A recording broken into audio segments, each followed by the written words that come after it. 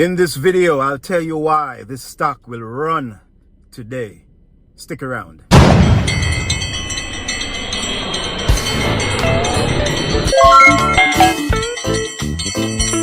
Please subscribe.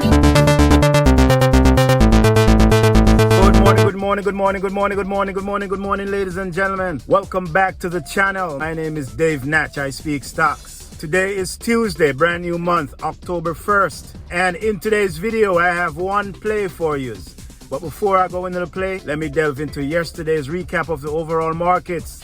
The Dow rose 0.04% on the day to settle at 42,330, the Dow. The Nasdaq, they closed up 0.38% to settle at 18,189 on the day, the Nas. Apple spiked 2.29% to settle at $233 even, Apple.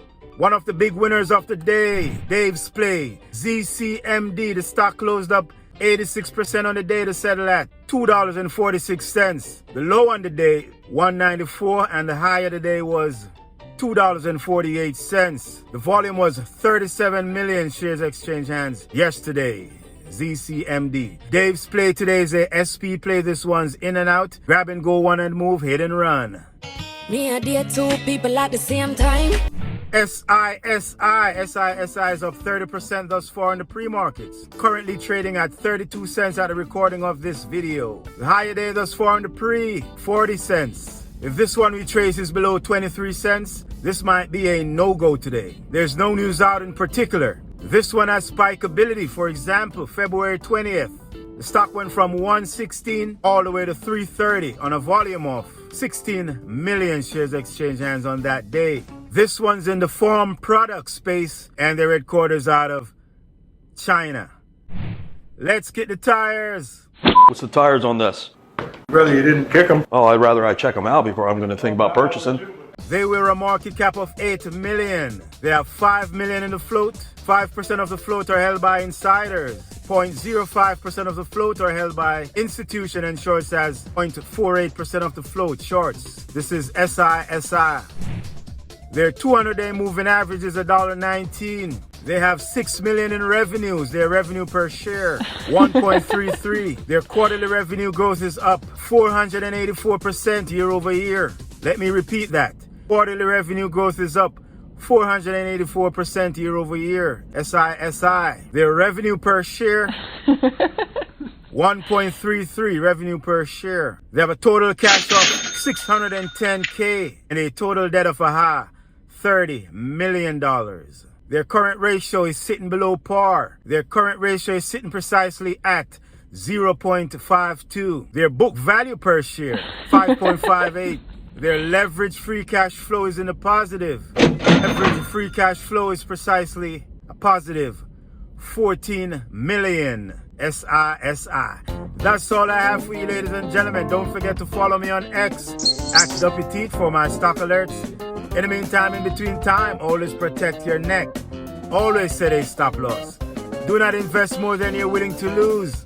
And whenever you see some profits, take some profits, because now you see them, now you don't. Dave Natch, I'm out.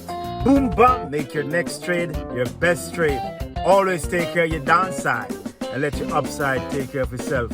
Trade well, trade responsibly, and I'll see you when I see you. I'm out. Do remember, if you wish to open a trading account, check out my Webull link below. You will get some free stocks. Minimum deposit required is just 1 penny. Also, pre-market hours trading starts at 4 a.m. sharp. 4 a.m. sharp with Webull. Webull, only the way to go. Pre-market hours trading is very risky. It's not for the risk averse.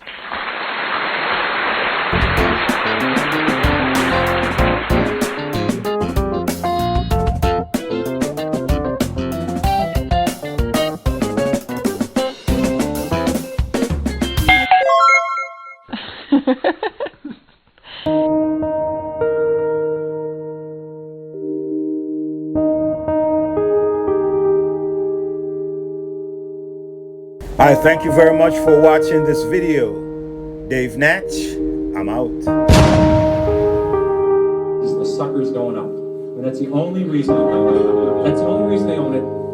And if you can't explain, I'm serious, you can't explain to a 10-year-old in 2 minutes or less why you own a stock, you shouldn't own it. And that's true, I think, about 80% of people that own stocks. And this is the kind of stock people like to own. This is the kind of company people adore owning. This is a relatively simple company. They make a very narrow, easy to understand product. They make a 1 megabit SRAM, CMOS, bipolar risk, floating point data I/O array processor with an optimizing compiler, a 16 dual port memory, a double diffused metal oxide semiconductor monolithic logic chip with a plasma matrix vacuum fluorescent display. It has a 16-bit dual memory. It has a Unix operating system, 4 Whetstone megaflop polysilicon emitter, a high bandwidth, that's very important, 6 gigahertz, double metallization communication protocol, an asynchronous backward compatibility, peripheral bus architecture, 4-wave interleave memory, a token ring interchange backplane, and it does in 15 nanoseconds of capability. Now, if you own a piece of crap like that, you will never make money. Never. Somebody will come along with more whetstones or less whetstones or a bigger megaflop or a smaller megaflop. You won't have the foggiest idea what's happening. And people buy this junk all the time. I made money in Dunkin' Donuts. I can understand it. When there was recessions, I didn't have to worry about what was happening. I could go there and people were still there. I didn't have to worry about low-priced Korean imports. I mean, I just didn't have, you know, I can understand it. And you laugh, I made 10 or 15 times my money in Dunkin' Donuts. Those are the kind of stocks I can understand. If you don't understand it, it doesn't work. This is the single biggest principle. And it bothers me that people are very careful with their money. The public, when they buy a refrigerator, they get a Consumer Reports, they buy a microwave oven, they do that. They ask people what's the best kind of radar range, or what kind of car to buy. They do research on the apartments. When they go on a trip to Wyoming, they get a mobile travel guide, or California. When they go to Europe, they get the Michelin travel guide. People will hear a tip on the bus on some stock, and they'll put half their life savings in it before sunset, and they wonder why they lose money in the stock market. And when they lose money, they blame it on the institutions and program trading. That is garbage. They didn't do any research. They bought a piece of junk. They didn't look at the balance sheet, and that's what you get for it.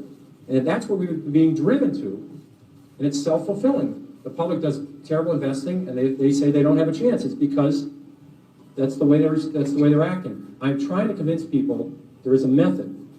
There are reasons for stocks that go up. Coca-Cola, this is very magic. It's a very magic number. Easy to remember. Coca-Cola is earning 30 times per share what they did 32 years ago. The stock has gone up 30-fold. Bethlehem Steel is earning less than they did 30 years ago. The stock is half its price of 30 years ago. Stocks are not lottery tickets. There's a company behind every stock. If the company does well, the stock does well. It's not that complicated. People get too carried away.